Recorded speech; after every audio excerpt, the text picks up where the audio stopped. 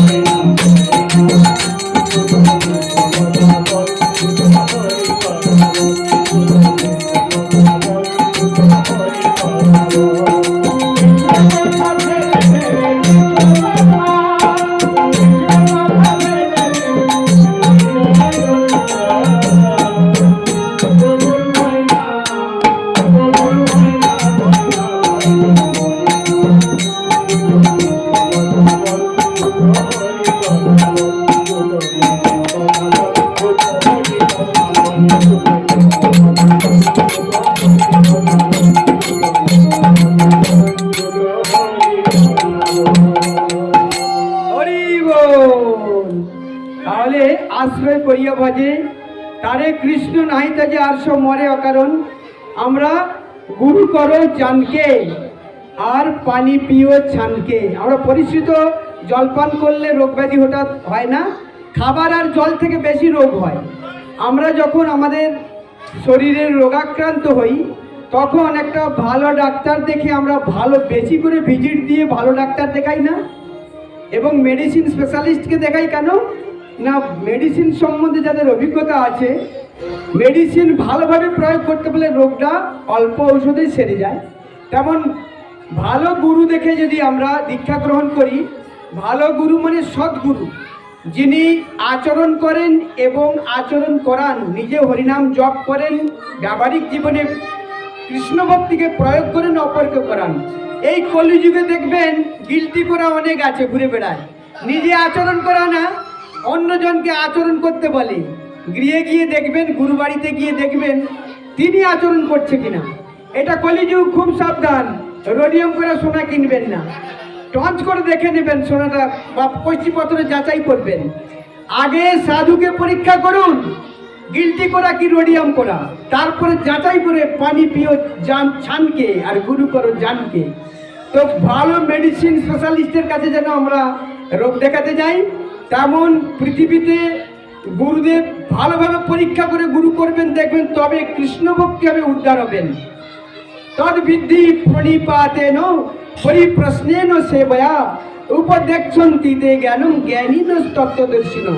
অপ্রাকৃত সেবার দ্বারা গুরুর তত্ত্বাবধান মানে সেবা করো। গুরুদেব আপনার ভক্তিপ্লুত উপহার সাদরে গ্রহণ করবেন, আর আপনাকে আশীর্বাদ দান করবেন, কৃপা করবেন, আর সেই কৃপার প্রভাবে আপনি দরদর করে উন্নতি হবে। আর তা না হলে উন্নতি হবে না। কাঁচা ড্রাইভারের কাছে ড্রাইভারি শিখতে যাবেন, সে নিজেই জানে না, বারবার অ্যাক্সিডেন্ট করছে। সেরকম গুরুদেব হচ্ছেন ভব সমুদ্র পারের কান্ডারি। এটা হাসির কথা নয়, খুব গুরুত্বপূর্ণ কথা। মহাজনগণ বলছেন ভব সমুদ্রে আপনি হাবুডুবু খাচ্ছেন, কিন্তু সুখে নেই, সর্বদাই আপনাকে দুঃখ কুটকুট করে কামড়াচ্ছে। আর এই দেহটা কিরকম জানেন? এই দেহের মধ্যে দুটো ইঁদুর আছে, একটা সাদা ইঁদুর, একটা কালো ইঁদুর। সেই সাদা ইঁদুরটা হচ্ছে দিন, আর কালো ইঁদুরটা হচ্ছে রাত্রি। ওই রাত্রি আর দিন যত চলে যাচ্ছে, আয়ুরূপ রজ্জুটা আমাদের কেটে যাচ্ছে, কুটকুট করে কাটছে, আর আমরা একটা ল ধরে ঝুলছি। আয়ুরূপ ল মানে রজ্জু দিয়ে ধরে ঝুলছি, আর উপরে বাঘ ঢাকা করছে, আমাকে উপরে উঠেলে খেয়ে নিবে। পাতকুয়ার মধ্যে ঝুলছি, তো নিচে থেকে বিষধর সার্প হালুম করে ফস করে চটাবে। তো উপরে বাঘ, নিচে বিষধর সর্প, আর এদিকে সাদা ইঁদুর কালো ইঁদুর ওই রজ্জুটাকে কুটকুট করে কাটছে। এই আয়রূপ সূর্যটা পশ্চিম দিগন্তে ধরে পড়ছে। তো শোনা যাবে নি? শোনা যাচ্ছে তো? হরিকথা শ্রবণ না হইল যাহার, হচ্ছে শোনা যাচ্ছে? কেবল ছিদ্র মাত্র কর্ণপুর তাহার। যেই জিহ্বা কৃষ্ণ কথা কীর্তন না করে, ভেগ জিহ্বা সম তাহা বৃথা দেহ ধরে। যেই শির মুকুন্দ চরণে নহে নত, ধরিলেও মুকুটাদি হয় বোঝা মাত্র। যে হস্ত গোবিন্দ পূজা সেবায় বঞ্চিত, সব সম হইলেও ভূষণ শোভিত। যেই নেত্র গোবিন্দে মূর্তি না হেরয়, না দর্শন করে, ময়ূরপুচ্ছের মতো আঁকা তাহা হয়। ময়ূরপুচ্ছের চোখ আছে না? সেই চোখ দিয়ে কি দেখা যায় কি? তেমন থাকিতে চলশক্তি যুগল চরণ, শ্রীহরির পুণ্যক্ষেত্রে না করে গমন। বৃক্ষ সম হয় সেই পদদ্বয়, মানে বৃক্ষ এক জায়গায় দাঁড়িয়ে থাকে না, হরিক্ষেত্র যদি গমনই না করেন, সেই বৃক্ষের মতো ঠোঁট দাঁড়িয়ে আছেন। জড় পদার্থ মাত্র নাহিক সংশয়, ভক্তের চরণধুলি যে শিরে না পড়ে, মানে বৈষ্ণবের চরণধুলি যে শিরে না পড়ে, জীবদ্দশাতেই তাহা মৃত রূপ ধরে। গোবিন্দের পাদ লগ্ন তুলসীর ঘ্রাণে, যে মানব আনন্দিত নাহি হয় মনে। যে তাহলে করেও শ্বাস প্রশ্বাস গ্রহণ, সে নাসিকা কামারের হাপড় যেমন। কামারের হাপড় তো অনেক শ্বাস প্রশ্বাস গ্রহণ করে, কিন্তু হৃৎপিণ্ড বলে কিছু আছে, জীবন বলে তার কিছু আছে। ভগবত ভক্তগণ দ্বারায় কীর্তিত, হরির মঙ্গলময় নাম সমন্বিত। লীলারূপ গুণ নাম শ্রবণ জনিত, যাহার হৃদয় নাই হয় দ্রবীভূত। মানে হৃদয় গলে না, পাষাণ হৃদয়, পাথর হলে না গলে যায় কৃষ্ণ নামে, এমন পাষাণ হৃদয় আমাদের গলে না। তো আর তার প্রতি যদি আকৃষ্ট না হয়, পাষাণের মতোই নিষ্প্রাণ সে হৃদয়। বিগলিত হলে হরি নামাদি শ্রবণে, শরীরে রোমাঞ্চ হয় প্রেমাশ্রু নয়নে। এই যে বারবার ভক্তগণ বলেন যে নয়ন জলে বক্ষ ভাসিয়ে কৃষ্ণ কৃষ্ণ বলো, আমাদের এই দেহটার মধ্যে না তিনটা নদীর ধারা রয়েছে গো, ত্রিবেণী সঙ্গম রয়েছে।